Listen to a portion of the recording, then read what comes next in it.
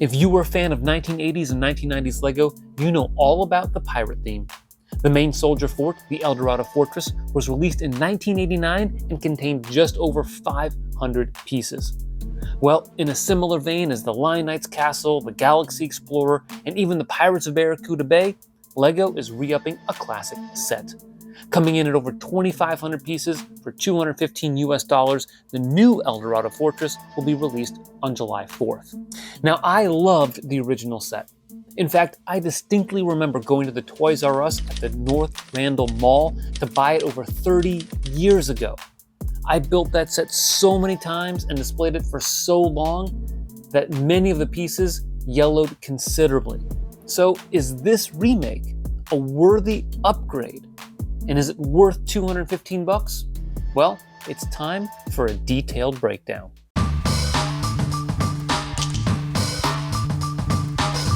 LEGO didn't give us as many images as they normally do when they announce new 18+ sets, but we can still see quite a bit of detail. The first thing that jumps out is that this set is similar in size and scale to the original.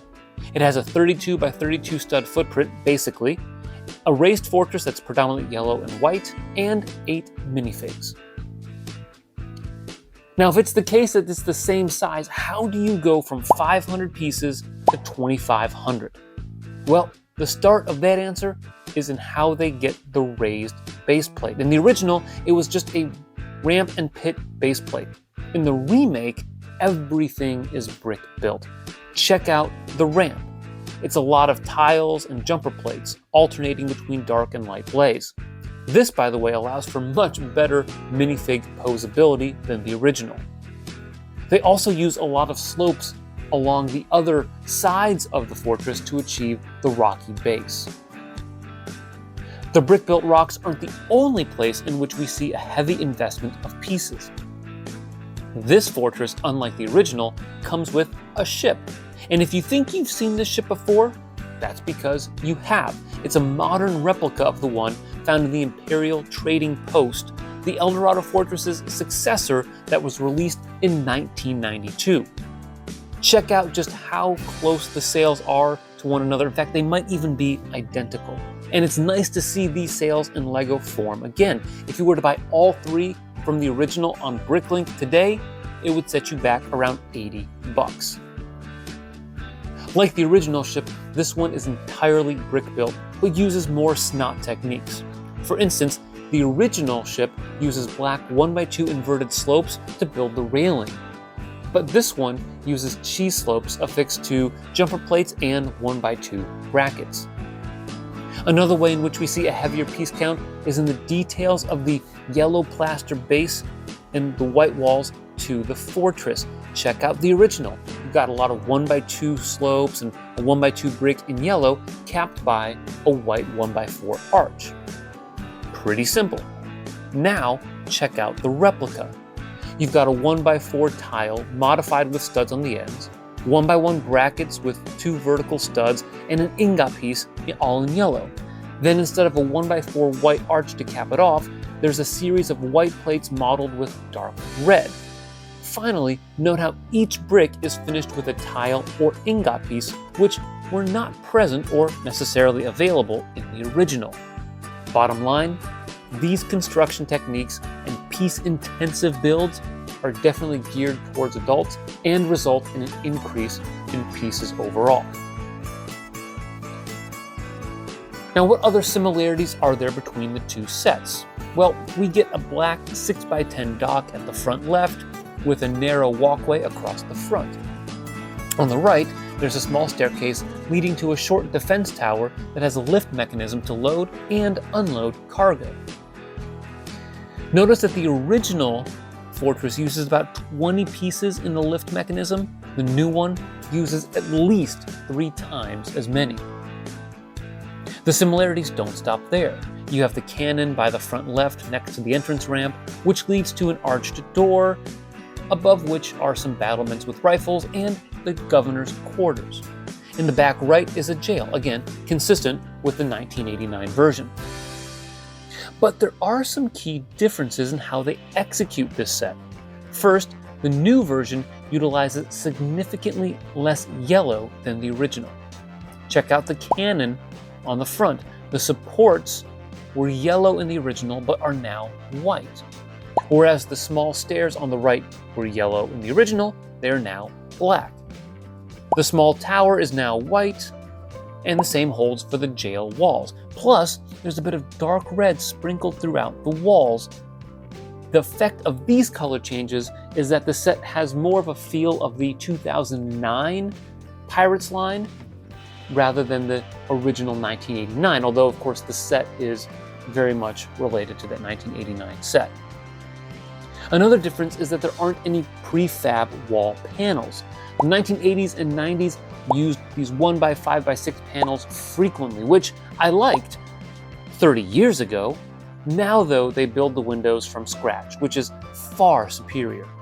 You can particularly see this on the left side atop the yellow pillars. The original has a prefab window with brick printing. The new one has bricks and plates to achieve the same effect. Also, note the window in the governor's quarters. You've got some nice snot work with the white 1x2 brackets, followed up with 1x2 rounded Technic plates and 1x2 tiles in dark red. The dark red 1x2x2 window is pretty rare, only appearing twice in prior sets. The 1x4 bow slope fits nicely under the 1x6 arch and looks good from both the front and back. Still, another difference, albeit a small one, is that there are ladders scattered throughout the set that allow the minifigs to actually access the different defense towers. Since we adults tend to have almost no imagination, it's nice to see that we don't have to teleport our minifigs from the ground to a battlement. A subtle departure from the original is the use of a water feature. Located under the prison, the water empties out into the ocean. From where it originates, I'm not too sure. Perhaps a spring under the rocks? Anyway, an important play feature that I spotted in the video on Lego.com is the ability to drop a prisoner through the floor to help them escape. The new version is also much more homely than the original. There's a table with goblets and bowls, a larger storehouse with some supplies, and casks of ale. The last difference I want to highlight is with the minifigs.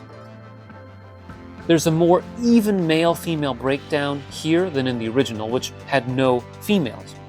Now we have a female lieutenant and a soldier along with a female pirate. The soldier torsos are a splendid update and harken back to the original blue coats from 30 years ago rather than the red coats from 2009. The governor's torso is wonderfully detailed with buttons and collars printed on it. There are also a number of interesting pieces in this set. We get reddish-brown gates for the first time, well, I guess maybe second time, since there are some in the Hocus Pocus set that comes out July 1st. The monkey, I think, looks like the one from the 2021 City lineup, but it's still a solid addition to the set. And the ingot piece is finally arriving in yellow, and we get well over a dozen in the set. That's on top of the sails and dark red windows that I mentioned previously that are relatively rare. There's one final thing to talk about before determining if I'm going to buy this set, and that is its modularity. LEGO highlights how you can arrange and rearrange the different parts of the set, taking it from a square fortress to a sprawling linear outpost. Well, I think the modularity is useful in splitting up the build, and perhaps they even allow for multiple instruction manuals for a better family building experience. I don't really care for the look of the linear version. Perhaps I'm too connected to the original fortress, but the square setup is far more appealing to me and is honestly a more defensible position for when the Black Sea's Barracuda attacks.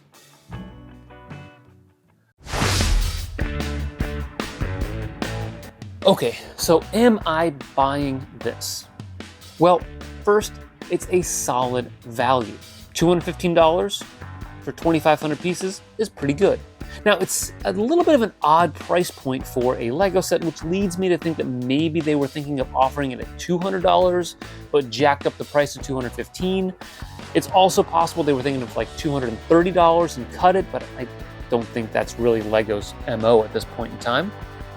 Second, I've been critical of LEGO in the past for including unnecessary add-ons that significantly raise the price of a set, such as the hands in the Black Panther bust or the tracks in the Hogwarts Express. In this set, the inclusion of the ship is honestly a bit similar to those. Now, I like the ship, and that it's a shout out to the Imperial Trading Post is endearing to me, and if anything, the nostalgia makes me want this set even more, but I can also understand why someone may prefer the standard boat for the soldiers as you got in the original. It would be cheaper than building a full ship out of bricks. Third, as I noted at the top of the video, this was one of my favorite sets growing up. That matters a lot to me. LEGO is definitely on to something with their re-releases of old themes, whether it be direct replicas like the Galaxy Explorer, or if they go big like the Lion Knight's Castle, or even the Pirates of Barracuda Bay. So in the end, well, that kind of trumps some of my other concerns with the set. Now, I may not be able to buy this on day one, but I'm definitely looking to pick it up as soon as I can. Hey, real quick before you go, check out our most recent video down here. I think you'll like it. Thanks for watching, and always remember to keep building together.